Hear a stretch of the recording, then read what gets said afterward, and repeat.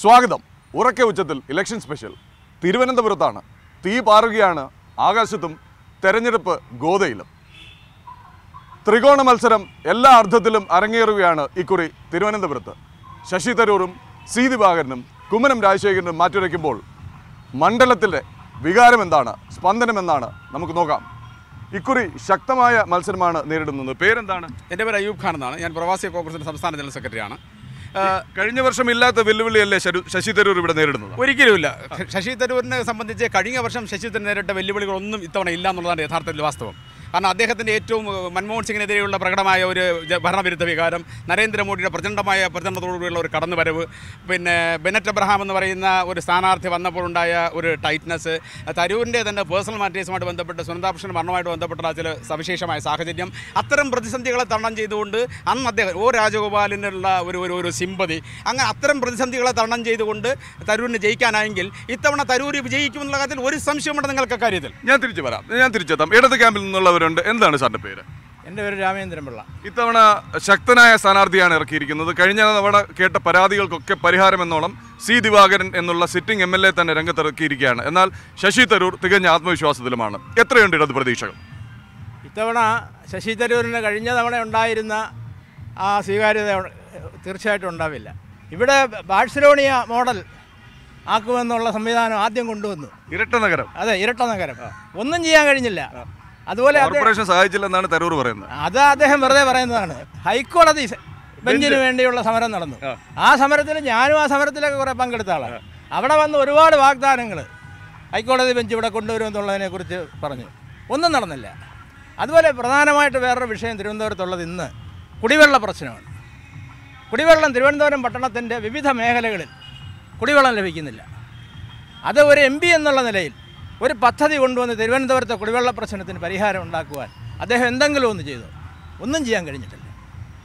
അപ്പോൾ അത്തരത്തിലുള്ള പൊള്ളയായ വാഗ്ദാനങ്ങൾ നൽകി ഇപ്പോൾ രണ്ടാം തവണയും MP ആയി. ഇപ്പോൾ മൂന്നാം തവണ MP ആകാനുള്ള സാധ്യതയൊക്കെ വളരെ വിരളമാണ്. കഴിഞ്ഞ തവണ രാജഗോപാൽ മത്സരിച്ചപ്പോൾ തന്നെ അവസാന റൗണ്ട് വരെ, ഒരുപക്ഷെ നെയ്യാറ്റിൻകര, പാറശാല, കോവളം എണ്ണുന്നത് വരെ മുന്നിൽ നിന്ന് രാജഗോപാൽ ഏറെക്കുറെ വിജയം ഉറപ്പിച്ചതാണ്. ഇക്കുറി വീണ്ടും വലിയ ചർച്ചകൾക്ക് ശേഷം മിസോറാം ഗവർണർ പദവി രാജിവെപ്പിച്ച് കുമ്മനം രാജശേഖരനെ ഇവിടെ ഇറക്കിയിരിക്കുകയാണ്. പേര് ബിജു നായർ. അതെ, ബിജു നായർ സാമൂഹിക മാധ്യമങ്ങളിൽ BJPക്ക് വേണ്ടി നിരന്തരം പോരാട്ടം നടത്തുന്ന ഒരു പോരാളി കൂടിയാണ്. ബിജു, ഇത്തവണ മണ്ഡലം പിടിക്കാമെന്നുള്ള ആത്മവിശ്വാസമുണ്ടോ? തീർച്ചയായും ഉണ്ട്. ഇപ്പോൾ തന്നെ ആ സ്ഥാനാർത്ഥിയുടെ വരവോടുകൂടി തന്നെ വലിയൊരു വികാരം, അത് തിരുവനന്തപുരത്ത് മാത്രമല്ല കേരളത്തിലൊട്ടാകെ BJPക്ക് അനുകൂലമായ ഒരു അല തന്നെ സൃഷ്ടിച്ചെടുക്കുവാൻ നമുക്ക് കഴിഞ്ഞിട്ടുണ്ട്. മാത്രമല്ല നമ്മളിപ്പോൾ ഇവിടെ ഏറ്റവും മനസ്സിലാക്കേണ്ട കാര്യം, ഇതൊരു അനന്തപുരിയിൽ മാത്രമുള്ളൊരു തിരഞ്ഞെടുപ്പല്ല. രാജ്യത്തിലെ അടുത്ത പ്രധാനമന്ത്രി ആരായിരിക്കും എന്ന് തീരുമാനിക്കാൻ പോകുന്നതാണ്. ആ ഒരു സ്ഥാനാർത്ഥി ഇന്ന് നരേന്ദ്ര ദാമോദർദാസ് മോദി അല്ലാതെ വേറെ ആരുമില്ല എന്നുള്ളതാണ്. അതുകൊണ്ട് തന്നെ കേരളത്തിൽ നിന്നും അനന്തപുരിയിൽ നിന്നും ഒരു കേന്ദ്രമന്ത്രിയെയാണ് നമുക്ക് ലഭിക്കുവാൻ പോകുന്നത് കുമ്മനം രാജേട്ടനിലൂടെ. രാജേട്ടൻ അനന്തപുരിയിൽ വളരെയധികം പ്രവർത്തന പാരമ്പര്യമുള്ള തിരുവനന്തപുരത്തുകാരറിയുന്ന ഒരു സ്ഥാനാർത്ഥി തന്നെയാണ്. അദ്ദേഹത്തിൻ്റെ ഇറക്കത്തോടു കൂടി തന്നെ തിരുവനന്തപുരത്ത് നിന്ന് ആര് എന്നുള്ള ആ ചോദ്യത്തിന് ഉത്തരം നമുക്ക് ലഭിച്ചു കഴിഞ്ഞു. ഓക്കെ, ഞാൻ വരാം. എന്താണ് പേര്? അഡ്വക്കേറ്റ് സന്തോഷ് എന്നാണ്. അഡ്വക്കേറ്റ് സന്തോഷ്, ഈ പറയുന്ന ഏതെങ്കിലും ഭാഗത്തോട് യോജിക്കുന്നുണ്ടോ? എന്താണ് തെരഞ്ഞെടുപ്പ് വിഷയം? ആരായിരിക്കണം MP? ഇടതുപക്ഷത്തിലെ ജനതാദളിൻ്റെ ജില്ലാ സെക്രട്ടറിയാണ്. ഓ ശരി. ഞാൻ നേരത്തെ പുള്ളിക്കാരൻ പറഞ്ഞ പോലെ തന്നെ ഈ പ്രാവശ്യം ഇടതുപക്ഷം തന്നെ വരാനുള്ള ഒരു ഇത് കാണുന്നത് വികാരങ്ങൾ. കാര്യം കുറേ ആൾക്കാർ ഈ പല വിഷയങ്ങളും പറഞ്ഞുകൊണ്ട് വോട്ട് സ്പ്ലിറ്റ് ചെയ്യുക, അങ്ങോട്ടും ഇങ്ങോട്ടും വോട്ട് മറിക്കുന്നൊരു സംവിധാനം ഉണ്ടാവും. കോൺഗ്രസ് ഇപ്പം ഇടതുപക്ഷം വരാതിരിക്കാൻ വേണ്ടി BJP കുറേ വോട്ട് കോൺഗ്രസ്സിന് മറിക്കുമെന്നാണ് കേൾക്കുന്നത്. അങ്ങോട്ടും ഇങ്ങോട്ടും വോട്ട് മറിക്കുകയും ഇടതുപക്ഷത്തിന് കിട്ടാണ്ട് വോട്ട് കൃത്യമായിട്ട് ഇടതുപക്ഷം നേടുകയും ചെയ്തു കഴിഞ്ഞാൽ ഇടതുപക്ഷം ഉറപ്പായിട്ടും ജയിച്ചു വരുമെന്നാണ് എൻ്റെ അഭിപ്രായത്തിൽ പറയാനുള്ളത്. ഓക്കെ, സന്തോഷം. ഞാൻ തിരിച്ചെത്താം. ശക്തമായ വിമർശനമാണ് ഉന്നയിച്ചിരിക്കുന്നത്. MP 2 ടേം നിന്ന MP വാഗ്ദാന ലംഘനങ്ങളുടെ പെരുമഴയാണ് ഇടതുപക്ഷം ചൂണ്ടിക്കാട്ടുന്നത്. ഇതിനെ എങ്ങനെ ചെറുക്കും? പേര് പറഞ്ഞില്ല. എൻ്റെ പേര് സിറാജുദ്ദീൻ. ഞാൻ മൈനോറിറ്റി കോൺഗ്രസിൻ്റെ ജില്ലാ ഭാരവാഹിയാണ്. ഇടതുപക്ഷം തന്നെ ഏറ്റവും വലിയ വാഗ്ദാന ലംഘനമല്ലേ നടത്തിയത്? എല്ലാം ശരിയാക്കാമെന്ന് പറഞ്ഞ് എന്ത് ശരിയാക്കി? ഈ കഴിഞ്ഞ 1000 ദിവസങ്ങൾ പിന്നിട്ടപ്പോൾ ഒരു വികസന പദ്ധതി പോലും കേരളത്തിൽ ഈ പിണറായി സർക്കാർ നടപ്പിലാക്കിയിട്ടില്ല. ഇന്ന് ശശി തരൂരിലൂടെ തിരുവനന്തപുരം തിളങ്ങുകയാണ്. അത് മാത്രമല്ല, ഇന്ത്യയിലെ ഇന്ത്യയിലെ കേരളത്തിലെ തിരുവനന്തപുരത്തെ ജനങ്ങൾ കാത്തിരിക്കുന്നു ഇന്ത്യൻ നാഷണൽ കോൺഗ്രസിന് വേണ്ടി വോട്ട് ചെയ്യാൻ വേണ്ടി. ഇത്രയും രാക്ഷസനായ ഒരു പ്രധാനമന്ത്രിയും അഹങ്കാരിയായ ഒരു മുഖ്യമന്ത്രിക്കുമെതിരെ വോട്ട് ചെയ്യാൻ വേണ്ടി കേരളത്തിലെ ജനങ്ങൾ, തിരുവനന്തപുരത്തെ ജനങ്ങൾ കാത്തിരിക്കുകയാണ്. ഉറപ്പാണ് കഴിഞ്ഞ തവണയെക്കാളും 3 ഇരട്ടി 4 ഇരട്ടി അധികമായിരിക്കും ഇത്തവണ ശശി തരൂരിൻ്റെ ഭൂരിപക്ഷം. എന്താണ് പേര്? എൻ്റെ പേര് കരകുളം ശശി. ഇങ്ങനെ ഒരു MP എന്തിനാണ്? ജില്ലാ കോൺഗ്രസ് കമ്മിറ്റി അംഗമാണ്. ഓക്കെ, DCC അംഗം കൂടിയാണ്. എന്തിനാണ് ഇങ്ങനെ ഒരു MP എന്നാണ് ഇടതുപക്ഷം ചോദിക്കുന്നത്? എന്തിനാണ് MP എന്നാ? അത് ജനങ്ങളിപ്പോൾ 23-ാം തീയതി അതിൻ്റെ മാറ്റുരയ്ക്കും. നേരത്തെ BJP വാജ്പേയി ഇരുന്നപ്പോൾ പറഞ്ഞു India is shining, Trivandrum is shining for Shashi Tharoor. അതാണ് അതിൻ്റെ വ്യത്യാസം. ഈ വാജ്പേയി ഇന്ത്യ ഈസ് ഷൈനിങ് എന്ന് പറഞ്ഞ തവണ അവർ തോറ്റുപോയി. അത് പോട്ടെ, ഇവിടെ അതേപോലെയല്ല. നേരത്തെ എൻ്റെ സുഹൃത്ത് പറഞ്ഞതുപോലെ ഇവിടുത്തെ അഹങ്കാര ഭരണം പിണറായിയുടെ ഭരണത്തിന് ഒരു തിരിച്ചടി കൂടിയാണ്. അതുപോലെ തന്നെ അവിടെ കേന്ദ്രത്തിൽ നരേന്ദ്രമോദിയുടെ ഭരണവും ഇത് ജനങ്ങളെ കൊള്ളയടിച്ചിരിക്കുന്നു.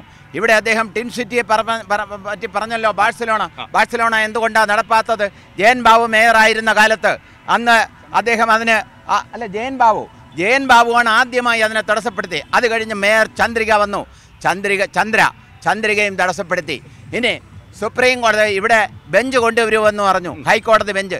സുപ്രീം കോടതിയുടെ ഒരു കൊളീജിയമാണ് തീരുമാനിക്കുന്നത് ഹൈക്കോടതി ബെഞ്ച് എവിടെ വേണം എന്നുള്ളത്.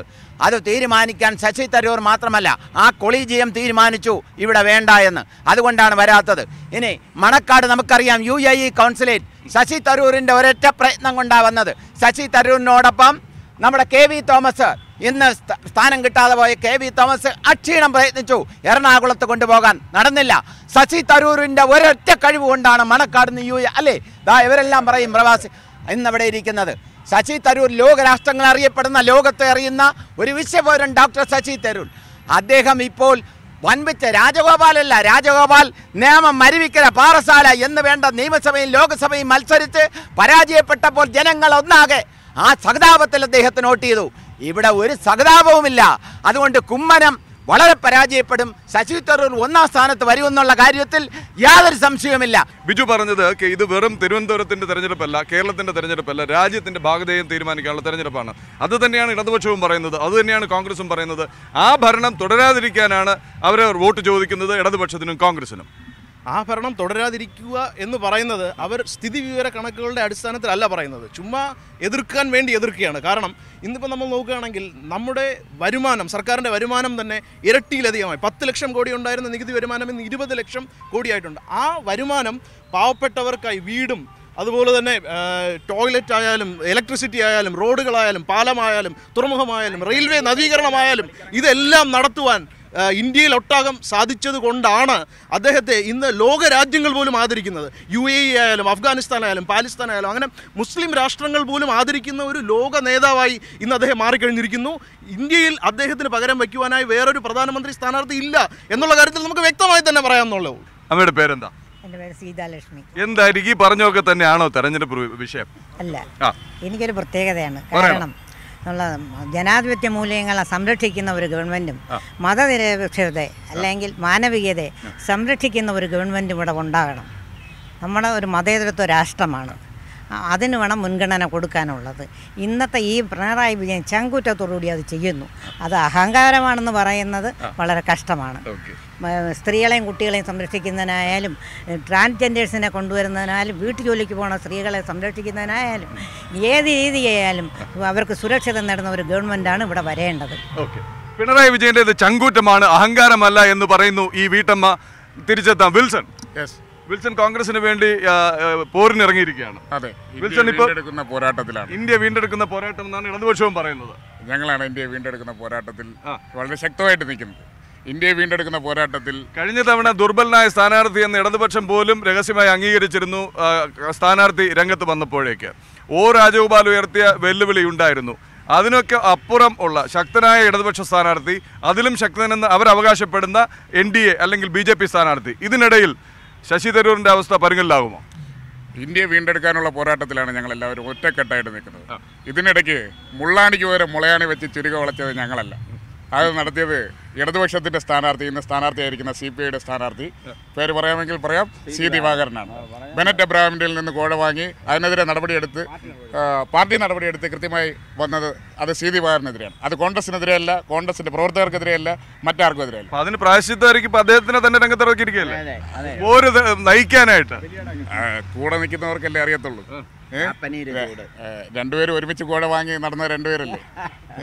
അപ്പോൾ അദ്ദേഹത്തിൻ്റെ തന്നെ കോഴ വാങ്ങി. മറ്റൊന്ന് BJPയുടെ കാൻഡിഡേറ്റ്, BJPയുടെ സ്ഥാനാർത്ഥി എപ്രകാരമായിരുന്നു എന്നുള്ളത് നമുക്കെല്ലാവർക്കും അറിയാവുന്നതാണ്. രാജഗോപാൽ മത്സരിക്കുന്നു, രാജഗോപാലായിട്ട് ഒരുപാട് കാലം മത്സരിക്കുന്നു, ജനങ്ങളുടെ ഇടയിൽ ഒരു സഹതാപ തരംഗം ഉണ്ടാകുന്നു, അദ്ദേഹം വിജയിക്കുന്നു. ഓക്കെ, അത്തരത്തിലൊരു സഹതാപ തരംഗത്തിലേക്കോ മറ്റൊന്നിലേക്കോ കുമ്മനം രാജശേഖരൻ ഇവിടെ എത്തുന്നില്ല. സാധാരണ നാട്ടിൻപുറത്തൊക്കെ ഒരു ചൊല്ലുണ്ട്, അല്ലെങ്കിൽ ഒരു പറച്ചിലുണ്ട്. നാട്ടിൻപുറത്ത് 10-26 വയസ്സ് വരെ അലഞ്ഞു തിരിഞ്ഞ് നടക്കുന്ന ഒരു ചെറുപ്പക്കാരനെ വീട്ടുകാരും കുടുംബക്കാരും കൂടി ഒരു വിസയൊക്കെ എടുത്ത് ഗൾഫിൽ വിട്ടിട്ട് തിരിച്ചങ്ങ് കൊണ്ടുവരും. എന്തിനാണ്? കല്യാണം കഴിപ്പിക്കാൻ വേണ്ടി. യവന് 26 വയസ്സ് വരെ ചെയ്ത എല്ലാ അനീതിയും അക്രമവും അഴിമതിയും എല്ലാ സാധനവും ആ 2 വർഷം അതുപോലെയാണ് ഇവിടെ നിന്ന് നേരെ കെട്ടിയടിച്ച് മിസോറാമിൽ കൊണ്ടുപോയി ഗവർണറാക്കി തിരിച്ചു കൊണ്ടുവന്നത്. ഇപ്പോൾ വിശ്വപൗരൻ്റെ കൂടെ മത്സരിക്കുന്നതിനുള്ള യാതൊരു അർഹതയും ഇല്ലാത്ത ഒരാൾ ഇവിടെ വന്ന് ഇപ്രകാരം മത്സരിക്കാൻ വേണ്ടിയിട്ട് മുൻ മിസോറാം ഗവർണർ എന്ന് പറയുന്നത് തന്നെ വളരെയധികം ലജ്ജാഭാവമായിട്ടുള്ള ഒരു കാര്യമാണ്. BJPയുടെ മറുപടി ഇതിലിപ്പോൾ കുമ്മനം രാജശേഖരനെ കുറിച്ച് നമ്മൾ പറയുകയാണെങ്കിൽ അദ്ദേഹത്തിന് മുൻ മിസോറാം ഗവർണർ എന്നൊരു ലേബലിൻ്റെ ആവശ്യമില്ല. അദ്ദേഹം ആ ജോലി ഏൽപ്പിച്ചു. ഇന്ന് പാർട്ടി അദ്ദേഹത്തെ പുതിയൊരു ജോലി ഏൽപ്പിക്കുന്നു. അത് അദ്ദേഹത്തിൻ്റെ വ്യക്തിത്വത്തിന് കൂടുതൽ അടുത്ത് കിടക്കുന്നതാണ്. നമുക്കറിയാം, അദ്ദേഹം ജനങ്ങളുടെ നേതാവാണ്. ജനങ്ങളുടെ ഇടയിൽ പ്രവർത്തിക്കുന്ന വളരെ സാത്വികനായ ഒരു ഋഷി തുല്യനായ വളരെ അർപ്പണ മനോഭാവവും സത്യസന്ധതയും ആദർശ ധീരതയും ഉള്ള ഒരു നേതാവ്. അദ്ദേഹം തിരഞ്ഞെടുക്കപ്പെടേണ്ടത് എന്തുകൊണ്ടാണ് എന്ന് അദ്ദേഹത്തെ കുറിച്ച് അറിയാവുന്ന എല്ലാവർക്കും ഒരു സംശയവുമില്ല. അത് അദ്ദേഹം ഇന്ന് തിരഞ്ഞെടുപ്പ് യാത്രയിൽ കാണിച്ചുകൊണ്ടിരിക്കുകയാണ്. തിരഞ്ഞെടുപ്പ് സർവേകൾ വന്നു തുടങ്ങിക്കഴിഞ്ഞു. തിരുവനന്തപുരത്ത് കുമ്മനംജി തന്നെയാണ്, അതിലൊരു സംശയവുമില്ല. സന്തോഷ്, വളരെ ഗുരുതരമായ ആരോപണങ്ങളും ആക്ഷേപങ്ങളുമാണ് ഇടതുപക്ഷ സ്ഥാനാർത്ഥി ആയിരുന്നയാളെക്കുറിച്ചും ഇപ്പോൾ ആളെക്കുറിച്ചും ഒക്കെ കോൺഗ്രസ് ഉന്നയിക്കുന്നത്. അപ്പോൾ അത് പറയുമ്പോൾ ആദ്യമായിട്ട് അവർ തന്നെ ഒരു കാര്യം പറയണം. കഴിഞ്ഞ 5 വർഷത്തെ ഭരണം UDFന് ഏതെങ്കിലും ഒരു ദിവസം നേരെ ചുവ ഭരിക്കാൻ പറ്റിയിട്ടുണ്ടോ? സരിതയുടെ വിഷയം പറഞ്ഞ് പല കാര്യങ്ങളും പറഞ്ഞ് ആ 4-5 വർഷം അവർ കളഞ്ഞതല്ലാതെ ഇവിടെ എന്തെങ്കിലും കേരളത്തിൽ എന്തെങ്കിലും ഒരു വികസന പ്രവർത്തനം നടത്തിയിട്ട് വേണം അവർ ഒരു കൈ മുഴുവൻ കൈ ഇല്ലാത്ത ഒരാളാണ് വിരലില്ലാത്തതിനെ കുറ്റം പറയുന്നത്. അതായത് കഴിഞ്ഞ 5 വർഷം ഭരിച്ച് ഭരണത്തിൽ നിന്ന് പുറത്തായി. കാരണം പക്ഷേ ഇന്ന് ജനം അതിൽ ഖേദിക്കുന്നു. കേരളത്തിലെ പൊതുജനം ഇന്ന് ഖേദിക്കുകയാണ്. ഉമ്മൻചാണ്ടിയെ പോലെ ജനകീയനായ ഒരു മുഖ്യമന്ത്രി ഈ രാജ്യത്ത് നടപ്പിലാക്കിയ ജീവകാരുണ്യ പ്രവർത്തനങ്ങൾ, വികസന പദ്ധതികൾ അതൊക്കെ എണ്ണി പറഞ്ഞുകൊണ്ട് ജനങ്ങൾ ഖേദിക്കുന്നു. ഞങ്ങൾക്ക് കയ്യബദ്ധം പറ്റിയെന്ന്. എന്താ ശബരിമല വിഷയം? സുപ്രീം കോടതി വിധി ഉണ്ടാക്കി. സുപ്രീം കോടതി മാനിക്കപ്പെടേണ്ടതാണ്. പക്ഷേ ഒരു വിധി ഉണ്ടാകുമ്പോൾ ബുദ്ധിപരമായി തീരുമാനമെടുക്കുന്ന, തന്ത്രപരമായി തീരുമാനമെടുക്കുന്ന, ജനങ്ങളെ കൂടെ നിർത്തി തീരുമാനമെടുക്കുന്ന ഒരു മുഖ്യമന്ത്രി എന്ത് ധാർഷ്ട്യത്തോടുകൂടി പരിപാടി ഈ കുഴപ്പങ്ങളെല്ലാം ഉണ്ടാക്കിയത്. അതായത് വർഗീയമായൊരു ധ്രുവീകരണം ഉണ്ടാകുന്ന അവസ്ഥയിലേക്ക് സംസ്ഥാനത്ത് തള്ളിവിട്ടതിൽ മുഖ്യമന്ത്രി പങ്ക് വലുതാണ്. ഉദാഹരണം ഞാൻ പറയാം. ഒരു പേന എടുക്കാനാണ്. നമുക്ക് ഉദാഹരണം, എൻ്റെ കയ്യിൽ നിന്ന് ഒരു പേന താഴെ പോയി. ആ പേന ഒന്ന് താഴെ പോയി പേന എനിക്കൊന്ന് കുനിയാൻ നിവൃത്തിയില്ല. ഞാൻ പറയുകയാണ്, എനിക്ക് പരിചയമില്ലാത്ത ഒരാളിനെ കണ്ട് പറയുകയാണ്, പ്ലീസ് ദയവായി ഒന്ന് എടുക്കൂ എന്ന് ചോദിച്ചാൽ അയാൾ 3 പ്രാവശ്യം എടുക്കും ആ പേന. പക്ഷേ ഒരാളെ ദൂരെ നിൽക്കുന്ന ഒരാളെ നോക്കി എടോ ഇങ്ങോട്ട് വേണോ ആ പേന എടുക്കണമെന്ന് പറഞ്ഞാൽ ചെവിക്കലിന് അടി കിട്ടും. സുപ്രീം കോടതി വിധി വന്നപ്പോൾ മുഖ്യമന്ത്രി ചെയ്ത് എന്താണ്? നമുക്ക് വിധി വന്നു, വിധി വരട്ടെ, പഠിച്ച് ആലോചിച്ച് ചെയ്യാമെന്ന് പറഞ്ഞ് മാത്രം അവസാനിപ്പിക്കാമായിരുന്ന ഒരു വിഷയത്തെ ഈ രാജ്യത്തെ ജനങ്ങളുടെ വിശ്വാസികളുടെ മനസ്സിന് മുറിവേൽപ്പിച്ച് ഈ രാജ്യത്തെ ധ്രുവീകരണം ഉണ്ടാക്കി ജനങ്ങളെ തമ്മിലടുപ്പിക്കുന്ന തരത്തിലേക്ക് ധിക്കാരപരമായ സമീപനത്തോടുകൂടി ഈ മുഖ്യമന്ത്രി കൈകാര്യം ചെയ്തു. അതിന് തിരിച്ചടി ഈ തെരഞ്ഞെടുപ്പിലുണ്ടാവും. ഒന്ന്.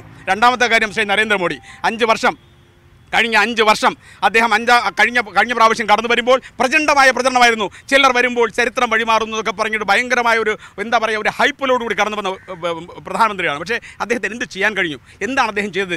ഈ രാജ്യത്തിൻ്റെ സാമ്പത്തിക ഘടന നട്ടലൊടിച്ചു.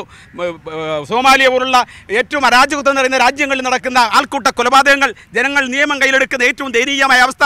ഇന്ന് ഈ രാജ്യത്തിൻ്റെ അവസ്ഥ എന്താ? ഈ രാജ്യത്തിൻ്റെ മതമൈത്രിയുടെ ഖ്യാതിയോടെ നഷ്ടപ്പെട്ടു. ഈ രാജ്യത്തിൻ്റെ വികസനം എങ്ങോട്ട് പോയി?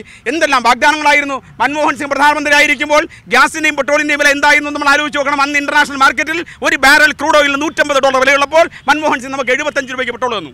ഇന്ന് നരേന്ദ്രമോദി അധികാരത്തിൽ നിൽക്കുമ്പോൾ എന്ത് സംഭവിച്ചു പറഞ്ഞാൽ $40 താഴെയായിരുന്നു ഒരു ബാരലിന്റെ വില. നമ്മൾ ഇന്നും കൊടുക്കുന്നു. അതുകൊണ്ട് വികസിച്ചാരാ? ജനമല്ല വികസിച്ചത്. വികസിച്ചു 10,000 സ്ക്വയർ ഫീറ്ററിൽ ഒരു കൊച്ചു കൂരയായിരുന്ന BJPയുടെ സൗധം ഇന്ന് 1.5 ലക്ഷം സ്ക്വയർ ഫീറ്ററിൽ 5 നക്ഷത്ര സൗകര്യങ്ങളോടുകൂടി വലിയ കെട്ടിടമായി വികസിച്ചു. BJPയുടെ നേതാക്കന്മാരെ വികസിച്ചു. ജനങ്ങളുടെ പോക്കറ്റ് കൊള്ളയടിച്ചു. ഈ രാജ്യത്ത് സാധാരണക്കാരൻ സാധാരണക്കാരനെ, ചെറുകിട കച്ചവടക്കാരെ, കർഷകരെ ഈ രാജ്യത്തെ ആത്മഹത്യയുടെ വരയിലേക്ക് തള്ളിവിട്ടു. 1.5 ലക്ഷം വീടുകൾ നിർമ്മിച്ചു, 10 ലക്ഷം ടോയ്ലറ്റുകൾ നിർമ്മിച്ചു, 15 ലക്ഷം ആളുകൾക്ക് മുദ്രാ ലോൺ നൽകി, 6 ലക്ഷം കോടി രൂപയുടെ ഡയറക്റ്റ് ബെനിഫിറ്റ് ട്രാൻസ്ഫർ ചെയ്തു. അതുപോലെ ഒരുപാട് സാധാരണക്കാർക്ക് ഗുണങ്ങൾ കിട്ടുന്ന പദ്ധതികൾ ഇവിടെ നടപ്പിലാക്കി എന്നുള്ളതാണ് സത്യം. പക്ഷേ അത് കേരളത്തിലുള്ള ആളുകൾ കണ്ടില്ലെന്ന് നടിക്കുകയാണ്. എന്തിനു വേണ്ടി? വെറും രാഷ്ട്രീയ പ്രേരിതമായ വോട്ടുകൾക്കും അധികാരത്തിനും വേണ്ടി മാത്രം. 60 വർഷം ഇന്ത്യ മഹാരാജ്യം ഇന്ത്യൻ നാഷണൽ കോൺഗ്രസ് ഭരിച്ചു. 60 മാസം കൊണ്ട് എന്തെല്ലാം ഉണ്ടാക്കാം, എന്തെല്ലാം നേടിത്തരാമെന്നുള്ള വാഗ്ദാനം നൽകിക്കൊണ്ട് നരേന്ദ്രമോദി ഇന്ത്യയിലെ ഭരണം ഏറ്റെടുത്ത് എന്താണ് സംഭവിച്ചത്? നമ്മൾ ഒരുപാട് വിപ്ലവം കണ്ടു, ഫ്രഞ്ച് വിപ്ലവം, അതുപോലത്തെ വിപ്ലവം. പക്ഷേ നരേന്ദ്രമോദി നടത്തിയ കക്കൂസ് വിപ്ലവം, ഇപ്പോൾ പറഞ്ഞല്ലോ 1000 കക്കൂസ് വെച്ച് രാജ്യത്ത് ആർക്കാണ് കക്കൂസ് ഇല്ലാത്തത്? അതാണ് ഒരു വർഷം 2 കോടി ചെറുപ്പക്കാർക്ക് തൊഴിൽ കൊടുക്കാമെന്ന് പറഞ്ഞ അധികാരത്തിൽ സർക്കാരാണ് നരേന്ദ്രമോദി സർക്കാർ. ഒരു മനുഷ്യന് തൊഴിൽ കൊടുത്തിട്ടില്ല. അർദ്ധരാത്രി ഉറങ്ങിക്കിടന്നപ്പോൾ നോട്ട് നിരോധിച്ചു. രാജ്യം എന്ത് സംഭവിച്ചു? ഇന്ത്യയിലെ കച്ചവടം മുഴുവൻ നശിപ്പിച്ചു. GST കൊണ്ടുവന്ന് തമ്മിലടിപ്പിച്ചു മനുഷ്യനെ. വസ്ത്രത്തിൻ്റെ പേരിൽ, ആഹാരത്തിൻ്റെ പേരിൽ, നാട്ടിൻ്റെ പേരിൽ, വർണ്ണത്തിൻ്റെ പേരിൽ, വർഗത്തിൻ്റെ പേരിൽ മനുഷ്യനെ തമ്മിലടിക്കുകയല്ലാതെ 5 വർഷം നരേന്ദ്രമോദി ഇന്ത്യയിൽ ഒന്നും സംഭവിച്ചില്ല. തമ്മിലടിപ്പിച്ചു എന്ന് പറയുമ്പോൾ നമ്മൾ മനസ്സിലാക്കാനുള്ള കാര്യം, BJP പ്രവർത്തകരെയോ അല്ലെങ്കിൽ സംഘപരിവാർ പ്രവർത്തകരെയോ ഏതെങ്കിലും വിധ്വംസ പ്രവർത്തികൾക്ക് അറസ്റ്റ് ചെയ്തതായിട്ടോ ശിക്ഷിച്ചതായിട്ടോ ഒരിതുമില്ല. എപ്പോഴും ആൾക്കൂട്ട കൊലപാതകങ്ങൾ ഉണ്ടാകുന്നുണ്ട്. കേരളത്തിലാണ് ഏറ്റവും കൂടുതൽ ന്യൂനപക്ഷ ആൾക്കൂട്ട കൊലപാതകങ്ങൾ ഉണ്ടാകുന്നതെന്ന് ഈയിടയ്ക്ക് ഒരു റിപ്പോർട്ട് വന്നതേ ഉള്ളൂ. മധുവിനെ കൊന്നാൽ നമ്മൾ കണ്ടു. പശുവിൻ്റെ പേരിൽ കൊന്നില്ലെങ്കിൽ കോഴിയുടെ പേരിലായിരിക്കും കൊല്ലുന്നത്. ആർക്കെതിരായാലും എന്തിനു വേണ്ടിയായാലും അത് ശരിയല്ല. പക്ഷേ ക്രമസമാധാനം നിലനിർത്തേണ്ടത് സംസ്ഥാനങ്ങളുടെ ചുമതലയാണ്. അതിൽ ഇനിയും ഒരുപാട് ഭാരതത്തിന് മുന്നേറാനുണ്ട്. അതിന് BJPയെ മാത്രമായി പ്രതിക്കൂട്ടിൽ നിർത്തുന്നതിൽ യാതൊരു അർത്ഥവുമില്ല. ഇനി തൊഴിൽ നഷ്ടപ്പെട്ട കഥയിലേക്ക് വരാം. Confederation of Indian industry 1000 MSME അതായത് മൈക്രോ സ്മോൾ ആൻഡ് മീഡിയം എന്റർപ്രൈസസിൽ നടത്തിയ സ്ഥിതി വിവര കണക്കുകൾ അനുസരിച്ച് 5 ലക്ഷം തൊഴിൽ അവസരങ്ങളാണ് ഉണ്ടായത്. അങ്ങനെ 6 കോടി MSME സംരംഭങ്ങൾ ഇന്ത്യയിലുണ്ട്. ആ ഒരു കണക്ക് തന്നെ ഏതാണ്ട് 20 കോടിയിലേറെ തൊഴിലവസരങ്ങളുണ്ട്. അതുപോലെ തന്നെയാണ് ഇപ്പോൾ EPFO, provident fund organisation, general provident fund, general state insurance commission, അങ്ങനെ ഒരുപാട് ഈ തൊഴിലാളി ക്ഷേമ നിധികളിൽ പുതുതായി എൻറോൾ ചെയ്ത ആളുകളുടെ സ്ഥിതിവിവര കണക്കുകൾ മാത്രം നോക്കുകയാണെങ്കിൽ ഓരോ വർഷവും 70 ലക്ഷം തൊഴിലവസരങ്ങൾ സൃഷ്ടിക്കപ്പെട്ടുകൊണ്ടിരിക്കുകയാണെന്നുള്ളത് കണ്ടുപിടിച്ചു കഴിഞ്ഞ കാര്യമാണ്. ഭരണഘടനാ ഇൻസ്റ്റിറ്റ്യൂഷൻസ് മുഴുവൻ ഇന്ത്യയുടെ ചരിത്രത്തിൽ കഴിഞ്ഞ 60 വർഷം കൊണ്ട് ഈ രാജ്യം പരുവപ്പെടുത്തിയെടുത്ത, ഈ രാജ്യം ലോകത്തിന് മാതൃകയാക്കിയ ഭരണകൂട സംവിധാനങ്ങൾ മുഴുവൻ ഏതെങ്കിലും ചരിത്രത്തിൽ കേട്ടിട്ടുണ്ടോ? സുപ്രീം കോടതിയിലെ ജസ്റ്റിസുമാർ ഇറങ്ങി സുപ്രീം കോടതി നീതിക്കെതിരെ ഗവൺമെന്റിന്റെ അഭിഹിതമായി ഇടപെടുന്ന സമരം ചെയ്ത ചരിത്രം നമ്മൾ കേട്ടിട്ടുണ്ടോ? പാഠപുസ്തകങ്ങൾ തിരുത്തുന്നു, ജനാധിപത്യ സംവിധാനങ്ങൾ മുഴുവൻ തകർക്കുന്നു, റിസർവ് ബാങ്കിന്റെ ഗവർണർമാർ രാജിവെച്ച് പോകുന്നു ഈ രാജ്യത്ത് നിന്ന്. അവരുടെ നിർദ്ദേശങ്ങൾക്ക് വിരുദ്ധമായി പ്രവർത്തിക്കുന്നത് കൊണ്ടാണ് അങ്ങനെ ഇൻസ്റ്റിറ്റ്യൂഷൻസ് മൊത്തം തകർത്ത ഒരു കാലഘട്ടം വേറെ എപ്പോഴാണ് ഉണ്ടായിട്ടുള്ളത്. കഴിഞ്ഞ 5 വർഷം എന്താണ് നടത്തിയതെന്ന് UDF സർക്കാർ ചെയ്തത് എന്താണെന്ന് പറഞ്ഞപ്പോ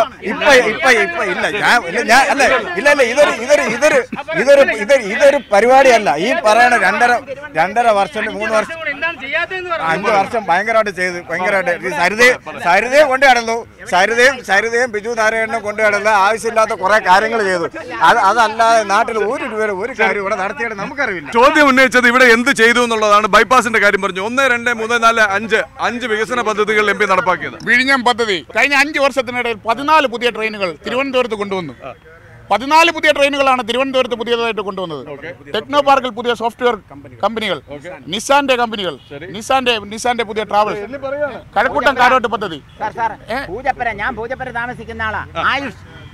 ആയുഷ് എന്ന് പറഞ്ഞ 5 ചികിത്സാ കേന്ദ്രങ്ങൾ അടങ്ങിയ ഒരു സെൻട്രൽ ഹോസ്പിറ്റൽ, അതായത് AYUSS, ആയുർവേദ, യോഗ, സിദ്ധ, യുനാനി, ഹോമിയോ, ആ ആശുപത്രി കൊണ്ടുവന്നത് ഡോക്ടർ ശശി തരൂര.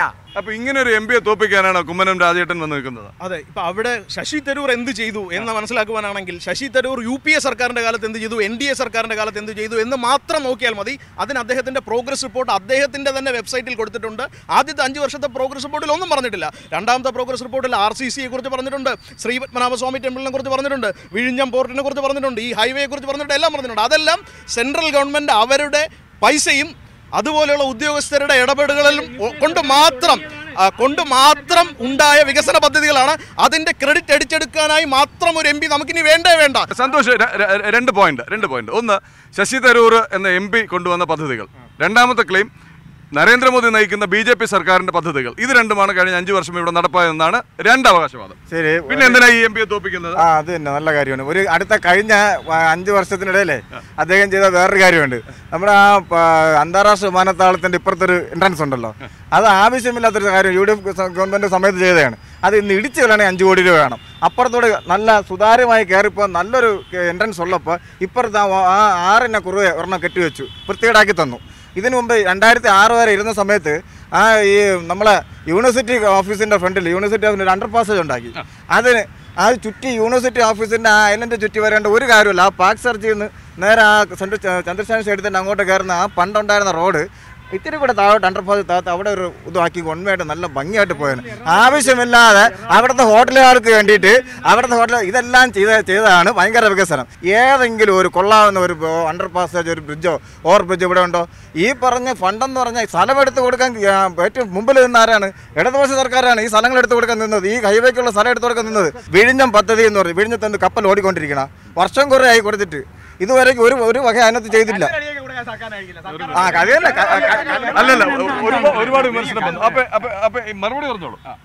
അതായത് ഇപ്പൊ ഇവർ പറയുന്ന കാര്യങ്ങളൊക്കെ ഉണ്ടല്ലോ, ഇപ്പൊ നരേന്ദ്രമോദിയുടെ വാഗ്ദാന ലംഘനങ്ങളുടെ ജീവിക്കുന്ന ഏറ്റവും വലിയ ഉദാഹരണം ലോക ചരിത്രത്തിൽ ഇത്രയും പരാജയപ്പെട്ട ഒരു പ്രധാനമന്ത്രി. എന്തെല്ലാം വാഗ്ദാനം! 50 ദിവസം തരൂ, 50 ദിവസം കൊണ്ട് ഞാനിതൊക്കെ ശരിയാക്കിയില്ലെങ്കിൽ എന്നെ തൂക്കിക്കൊല്ലൂ എന്ന് പറഞ്ഞൊരു പ്രധാനമന്ത്രിയാണ് നമുക്കുള്ളത് ഈ രാജ്യത്ത്. ഒരു പത്രസമ്മേളനം നടത്തി തൻ്റെ കാര്യങ്ങൾ വിശദീകരിക്കാനുള്ള ധൈര്യം കാണിക്കാത്ത പ്രധാനമന്ത്രിയാണ് ഈ രാജ്യത്ത് ഇന്നലെ ഉള്ളത്. ഈ രാജ്യത്തിൻ്റെ സകല സംവിധാനങ്ങൾ തകർത്ത പ്രധാനമന്ത്രി. അദ്ദേഹം ഒളിച്ചോടുകയല്ലേ? അദ്ദേഹത്തിന് വീമ്പിളക്കം എന്താണ്? ജനങ്ങളെ ഒരുമിച്ച് കാണാത്ത. ഞാനിപ്പോഴും ഓർക്കുന്നു, ഗുജറാത്ത് കലാപം ഉണ്ടായ കാലത്ത് വാജ്പേയി ആയിരുന്നു പ്രധാനമന്ത്രി. വാജ്പേയി പ്രധാനമന്ത്രി, നരേന്ദ്രമോദി മുഖ്യമന്ത്രിയായിരിക്കുന്ന കാലഘട്ടത്തിൽ ഗുജറാത്ത് കലാപത്തെക്കുറിച്ച് വിദേശ മാധ്യമങ്ങളടക്കം വാജ്പേയിയോട് ചോദിച്ചു. വാജ്പേയി അന്തം വിട്ടു. പക്ഷേ അയാളുടെ വാജ്പേയി എന്ന് പറയുന്നത് നമുക്ക് ആരാധന ഒരു നേതാവാണ്. അദ്ദേഹം ഒരു good person in wrong party എന്നാണ് അറിയപ്പെടുന്നത് സാധാരണഗതിയിൽ. അന്ന് അദ്ദേഹം പറഞ്ഞ ഒരു വലിയ വാക്കുണ്ട്. എന്തെന്നറിയാമോ? ഗുജറാത്ത് കലാപത്തെക്കുറിച്ച് അദ്ദേഹം പറഞ്ഞത് ഗുജറാത്തിൽ രാജധർമ്മം പാലിക്കപ്പെട്ടില്ലെന്നാണ്. എന്താണ് ഈ രാജധർമ്മം എന്ന് പറയുന്നത്? രാജധർമ്മം എന്ന് പറഞ്ഞാൽ പ്രജകളെയും രാജ്യത്തെയും സംരക്ഷിക്കുകയാണ് രാജാവിൻ്റെ ധർമ്മം. അങ്ങനെ രാജധർമ്മം പാലിക്കപ്പെട്ടില്ല എന്ന് ഒരു പ്രധാനമന്ത്രിക്ക് തള്ളിപ്പറയേണ്ടി വന്ന മുഖ്യമന്ത്രിയാണ്. പക്ഷേ നിർഭാഗ്യവശാൽ എന്ത് സംഭവിച്ചു എന്ന് പറഞ്ഞാൽ വല്ലാത്ത ഹൈപ്പിൽ ജനങ്ങൾ ഒരുപാട് വാഗ്ദാനങ്ങൾ നൽകി. അതൊന്നും ഇനി വിലപ്പോവില്ല. അവസാന ഘട്ടത്തിലേക്ക് കിടക്കുകയാണ്. ഇനി ഒറ്റ ചോദ്യം, ഒരേ ഒരു ചോദ്യം. എന്തിനു വേണ്ടി തിരുവനന്തപുരത്തെ ജനങ്ങൾ C. ദിവാകരൻ എന്ന ഇടതുപക്ഷ സ്ഥാനാർത്ഥിക്ക് വോട്ട് ചെയ്യണം? ജനങ്ങളുടെ ഇടയിലെ എല്ലാ പ്രശ്നങ്ങളിലും, ജനങ്ങളുടെ എല്ലാ നീറുന്ന പ്രശ്നങ്ങളിലും പരിഹാരം ഉണ്ടാക്കുന്നതിന് വേണ്ടി സമര നായകനായിട്ട് തിരുവനന്തപുരത്ത് ഉയർന്നു നിന്ന ഒരു മനുഷ്യനാണ്. കേന്ദ്രത്തിലെ BJP സർക്കാരിൻ്റെ അഴിമതി രാഷ്ട്രീയത്തിന് തുടച്ചു നീക്കാൻ വേണ്ടിയിട്ട് നമ്മളൊരു മൂന്നാം കക്ഷി അവിടെ രൂപപ്പെടേണ്ട ആവശ്യതയുണ്ട്. അതിന് കേരളത്തിലെ ജനത ഇടതുപക്ഷത്തിന് വോട്ട് ചെയ്ത് കേരളത്തിലെ സ്ഥാനാർത്ഥികൾ ഇടതുപക്ഷ സ്ഥാനാർത്ഥി ജയിപ്പിക്കേണ്ട അനിവാര്യമാണ്. ശരി, എന്തിന് ശശി തരൂർ എന്ന് പറയുന്ന MP-ക്ക് മൂന്നാമതൊരു അവസരം കൂടി കൊടുക്കണം? രാജ്യം പ്രതിസന്ധി ഘട്ടത്തിൽ നിന്ന എല്ലാ കാലഘട്ടത്തിലും CPIM എന്ന പ്രസ്ഥാനവും ഇടതുപക്ഷ പ്രസ്ഥാനങ്ങളും എന്നും മുഖം തിരിച്ചാണ് നിന്നിട്ടുള്ളത്. അതുകൊണ്ട് തന്നെ ഇടതുപക്ഷ പ്രസ്ഥാനത്തിൻ്റെ സ്ഥാനാർത്ഥിയെ ഞങ്ങൾ കൊച്ചാക്കി കാണുന്നില്ല. ഇവിടെ ഇന്ന് പോരാട്ടം നടക്കുന്നത് ഇന്ത്യൻ നാഷണൽ കോൺഗ്രസും BJP-യും തമ്മിലാണ്. അപ്പോൾ നിർഭാഗ്യവശാൽ നമ്മൾ സംസാരിക്കേണ്ടി വരുന്നത് ഗാലറിയിൽ ഇരുന്ന് കളി കാണേണ്ടി വരുന്ന ചിലരുമായിട്ടാണ്. അപ്പോൾ നമുക്ക് അവരുമായിട്ടുള്ള ചർച്ചകളെ നമുക്ക് മാറ്റി നിർത്തിക്കൊണ്ട് മറ്റവരുമായിട്ടുള്ള ചർച്ചകളിലേക്ക് പോകുന്നതാണ് കുറേ. എന്തുകൊണ്ട് ശശി തരൂരിനെ വിജയിപ്പിക്കണം എന്നുള്ളത് ചോദിച്ചു കഴിഞ്ഞാൽ, കഴിഞ്ഞ 10 വർഷക്കാലം തിരുവനന്തപുരത്ത് നടപ്പിലാക്കിയ വിപ്ലവകരമായ വികസന പ്രവർത്തനങ്ങൾക്ക് വീണ്ടും തുടർച്ചയാകാൻ വേണ്ടിയിട്ടാണ് കഴിഞ്ഞ 10 വർഷക്കാലം കേരളത്തിൽ ഇന്ത്യക്ക് അഭിമാനമായിട്ട് അല്ലെ ലോക ജനതയ്ക്ക് മുന്നിൽ അനന്തപുരി എന്നുള്ള വാക്ക് വളരെയധികം ഫെമിലിയർ ആക്കിയ ഒരു നേതാവിനെ വീണ്ടും തിരുവനന്തപുരത്തുകാർക്ക് വേണം. ശശി തരൂർ മത്സരിക്കുന്നത് കേന്ദ്രമന്ത്രി ആവാനാണ്, രാഹുൽ ഗാന്ധി മത്സരിക്കുന്നത് പ്രധാനമന്ത്രി ആവാനാണ്. എന്തിനാ അപ്പോൾ കുമ്മനം രാജശേഖരന് തിരുവനന്തപുരത്തുകാർ വോട്ട് ചെയ്യണം?